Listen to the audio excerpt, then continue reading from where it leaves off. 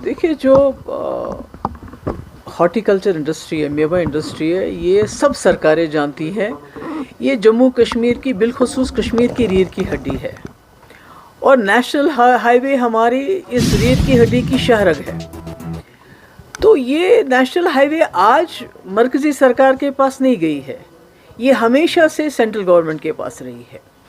मगर जितनी भी सरकारें थी उनको ये एहसास था कि फ्रूट इंडस्ट्री ने जम्मू कश्मीर को बहुत मुश्किल हालात में ज़िंदा रखा है। ये लाखों लोगों को रोज़गार देती है, ये लाखों जो करोड़ों रुपए की इसकी आमदनी होती है, जिससे यहाँ घर चलते हैं, हमारा स्टेट चलता है। तो उनका ये होता था कि कोशिश होती थी कि ये नेशनल हाईवे जल्द से जल्द इसको ठीक किया जाए। तो आज भी उमर साहब ने गडकरी जी को फ़ोन किया, मगर ये फ़ोन वो आज से 15 दिन पहले भी कर सकते थे। हम ये तो सबको पता है कि नेशनल हाईवे जम्मू कश्मीर के पास नहीं है। ये हमेशा से, फारूक साहब का टाइम हो, मुफ्ती साहब का टाइम हो, मेरा टाइम हो, हमेशा ये मरकज़ी सरकार के पास रहती है। इवन उमर साहब के टाइम में भी। तो ये कहना कि ये मेरे पास नहीं है, तो वो तो आप अपनी ज़िम्मेवारी से तो आप फारिग नहीं कर सकते अपने आप को, क्योंकि इस वक्त इन लोगों ने पूरा साल भर ही अपना खून पसीना बहाते हैं।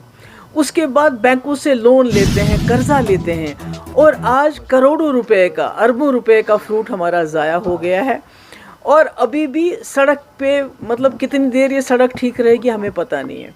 इसमें जब तक यहाँ की सरकार मरकज़ी सरकार से मिलके एक्सक्लूसिव कॉरिडोर, यानी अगर शाम को अगर 6 बजे तक गाड़ियाँ अपना माल शाल भर के काजीगुंड पहुँच जाएँ, और 8 बजे से लेके रात के 2 बजे तक एक्सक्लूसिव फ्रूट ट्रक्स को यहाँ से जाने दिया जाए, तभी ये इंडस्ट्री बच सकती है। बाकी ट्रेन में 2 डब्बे आपने लगा दिया तो उससे क्या कमाल हो जाएगा।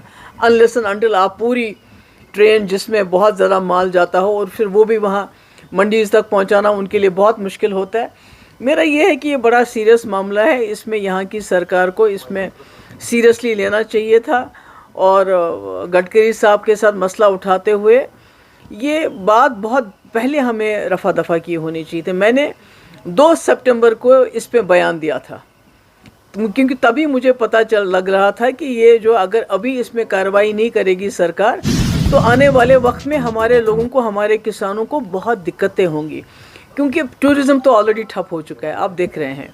उसके बाद जो कसर बाकी थी वो कुछ लोगों ने, कुछ क्रिमिनल्स ने यहाँ जो मीट का, वो जो रॉटन मीट बेच के, असली लोग जो बेचारे असली मीट बेचते थे, जो होटल वाले काम करते थे, सब लोग तो एक जैसा ख़राब मीट नहीं बेचते थे, मगर यहाँ का कारोबार ही ठप हो गया। टूरिज़्म ठप, होटल वालों का कारोबार ठप, रेस्टोरेंट ठप। अब हमारी एक फ्रूट इंडस्ट्री रह गई है, तो इसको भी खुदा ना खास्ता इस तरह इतना नुकसान हो रहा है। तो मैं समझती हूँ कि ये इसमें यही है कि एक एक्सक्लूसिव कमिटेड कॉरिडोर रात के 8 बजे से सुबह के 2 बजे तक खाली जहाँ की हमारे ट्रक्स को जाने दिया जाना चाहिए, उसमें किसी और गाड़ी को अलाउ नहीं करना चाहिए। और जो रास्ते में जो पैच ख़राब है उसको बिल्कुल फ्लैट करना पड़ेगा, क्योंकि पहाड़ आता रहेगा। जब तक आप फ्लैट नहीं करोगे उसमें, तो तब तक मुझे लगता है कि ये मसला हल होने वाला नहीं है। जी, अभी आपने एक ट्वीट भी किया जिसमें सरजान बरकाती, उनकी वाइफ और दीगर प्रिजनर्स की आपने बात की कि वो जेलों में है और अनवेल है, शायद उनकी कंडीशन ठीक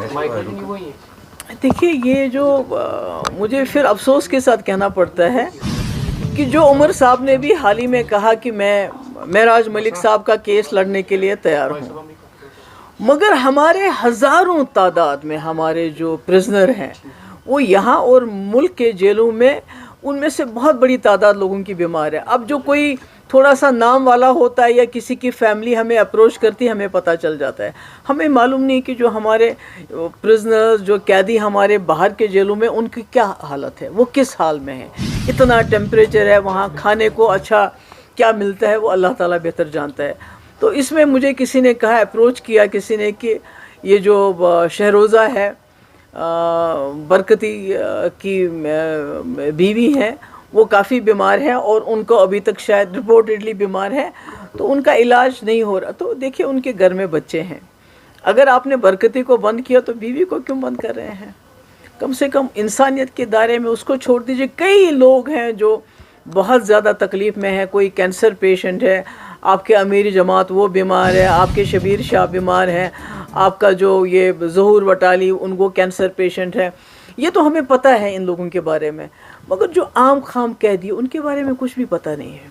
اور تبھی میں کہتی ہوں کہ عمر صاحب کو اگر مدد کرنی ہے کسی کی تو معراج ملک صاحب کو ان کی وکالت کی ضرورت نہیں ہے، وہ وکیل کا خرچہ دے سکتے ہیں ان کے والد. مگر اگر کرنی ہے مدد تو وہ مدد کرنی چاہیے ایسے لوگوں کی جن کا کوئی پرسان حال نہیں ہے، جس میں برکتی بھی ایک، اس کی بیوی بھی ایک اسی قسم کی قیدی ہے. Thank you so much.